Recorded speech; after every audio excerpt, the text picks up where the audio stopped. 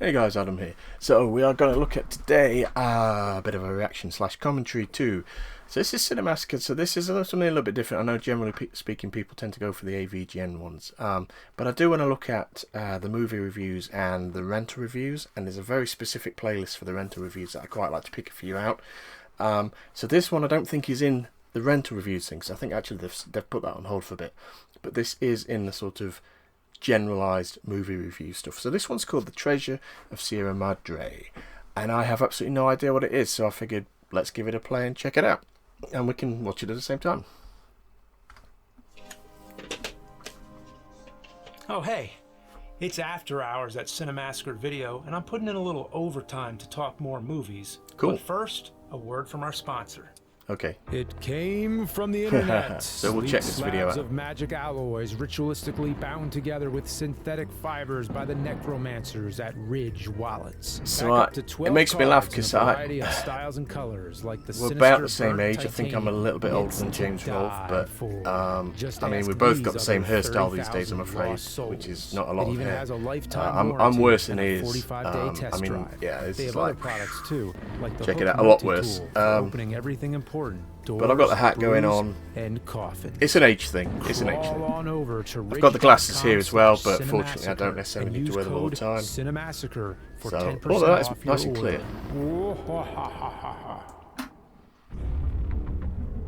So this is movie reviews. Another film that's never gotten a sufficient mention on Cinemassacre is The Treasure of the Sierra Madre. It's one of the greatest movies ever. It's directed by John Huston, starring Humphrey Bogart, the same combo that made The Maltese Falcon. And this is a case of that exceptional cinematic lightning striking twice. So it's a treasure hunt movie. It has elements of film noir and westerns. And simply put, it's a story about greed, how the prospect of getting rich can corrupt and turn people against each other. So Maltese Falcon I have seen decades ago. I think I tried that and the other one that the name is now escaping me, the really popular one with the Play It Again Sam line in it, which isn't actually in it. But anyway, okay, yeah, let's crack on with this. Sorry. Gold don't carry any curse with it. It all depends on whether or not the guy who finds it is the right guy. Bogart plays Fred Dobbs, a poor, down-and-out drifter who's looking for steady work. He meets an employer who hires him on the spot for hard labor setting up oil rigs, but the guy turns out to be a scumbag who doesn't pay his employees. So Dobbs and his co-worker, Bob Curtin, played by Tim Holt, corner the boss in a bar and demand the money they're owed. The boss throws a punch at Dobbs, and next thing they're all duking it out. I love a good bar fight. There's a great moment here when he takes the money, he counts it, and then throws the rest onto the half-unconscious boss. That shows us that he's trying to be fair. He's a flawed but reasonable guy trying to make a living in a cutthroat world, and that he's not greedy for more money, he just wants what he's owed. But he's about to be put to the ultimate test because Dobbs and Curtin meet the rapid-talking old man Howard. What a great character this guy is. He's played by the director's father, Walter Huston. Howard is a former gold hunter. He's had the experience and the wisdom. He knows where to find the gold, he knows the tools, he knows the risks, where you might get caught by the authorities, where you might get robbed by bandits. He has the whole thing figured out. But he warns them, the biggest risk is the greed. You go up there on the mountain and you find some gold, then you want a little more, and then a little more, and a little more, until the gold poisons your mind and you're no longer the same person. But when the piles of gold begin to grow, that's when the trouble starts. But Dobb insists that he won't get corrupted. So the three of them team up, they form a business agreement, they invest in their gear, they pack up, and they go out to find the gold. And this is where the movie really begins.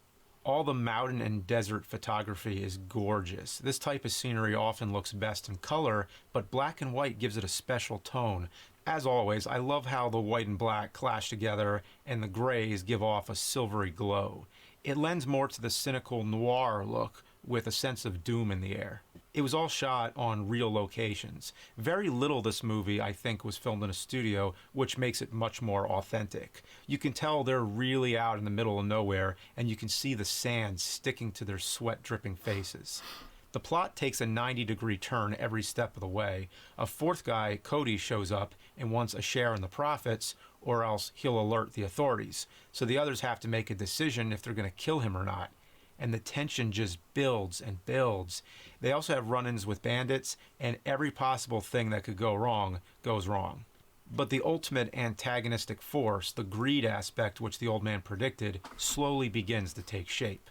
Dobbs goes through a drastic change. Even by the end of the movie, his facial hair is grown out. He's got a layer of dirt on his face. He actually looks like a different person. It all starts with paranoia. He keeps thinking the others are trying to stab him in the back, and at one point, Curtin takes out a gun to protect Dobbs from a poisonous lizard, but Dobbs thinks he's trying to rob him. But from there, it just keeps getting darker and darker. You want to take it all for yourself and cut me out? No, Dobbs. Even with the lighting, there's a scene at night where Dobbs and Curtin are sitting by the fire, waiting to see who falls asleep first. You haven't got nerve enough to pull the trigger while I'm looking you straight in the eye. And the look on Bogart's face, I mean, his eyes, it's like the devil.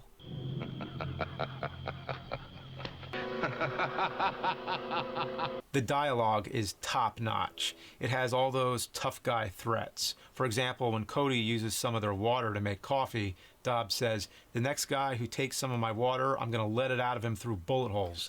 And that's just a small taste. The whole film is full of these colorful, descriptive comebacks. Supposedly there was a head decapitation which was cut from the finished film, even though it's still implied.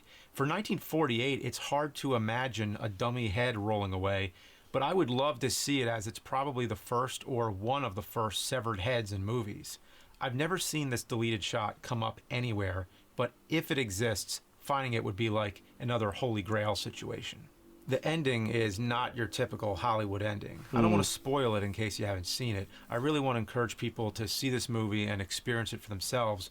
But I'm sure you can already tell it doesn't go like they find the gold and everybody goes home happy. No.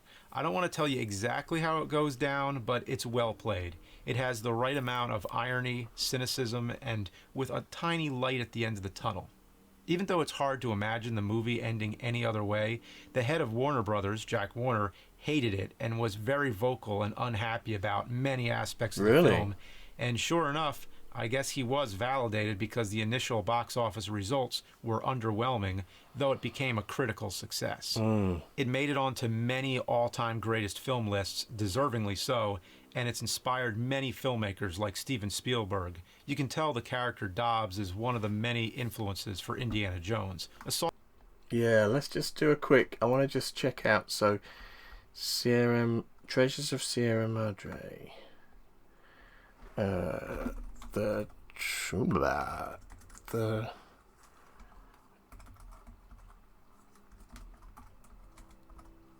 of Sierra Madre. Treasures of Sierra Madre. So when was this actually made? Let's have a look. Oh, he's already said, hasn't he? 1948. So, yeah, I mean, back then, you know, you were well into the kind of... films generally had a very upbeat tone to them, as a general rule. They were very kind of, you know, sort of... It was post-war, the spirits were high, and really what cinema goers wanted, I think, we were getting into that 1950s, everything's kind of really rosy type scenario. So films with a downbeat ending kind of wouldn't have tracked, I don't think, that well with the audience. Soft influence, but still.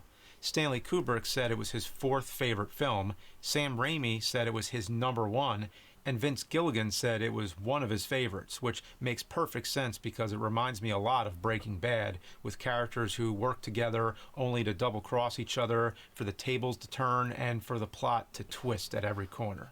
If you enjoy modern crime thrillers, there's nothing dated about Treasure of the Sierra Madre. It's a classic that stands up with the best. Cool. So yeah, I'm sorry to just break out there and halfway at the end and just try and find it, but I just wanted to check the date a little bit. He had actually said 1948 already, so if I was listening, I would have picked that up. So I mean, yeah, films, we were getting into the golden age of cinema at that point, where it was like everything had that real upbeat finish to it. So there's no way the average Joe at that point would have been ready for this film. It's definitely one of these. It's like the Blade Runners of the world, where at the time, it's not necessarily that the film was ahead of its time, but a film like that needs a wider audience that only physical passing of time can provide, and then it slowly starts to build up, a cult following. So yeah, sweet. Okay, so yeah, hope you enjoyed that. Don't forget, obviously, go check out the original video, and let me know what you think of this one. So anyway, usual like, comment and subscribe, and I'm going to stop recording there because my battery's running out. Okay, so I'll see you in the next video. Take care, guys.